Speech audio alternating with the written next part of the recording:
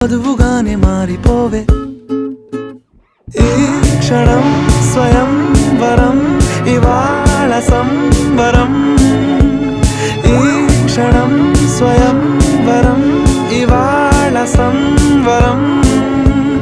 వీడుకోలు లేని తోడు అంది స్వాగతం ఈ క్షణం స్వయం వరం ఇవాళ సంబరం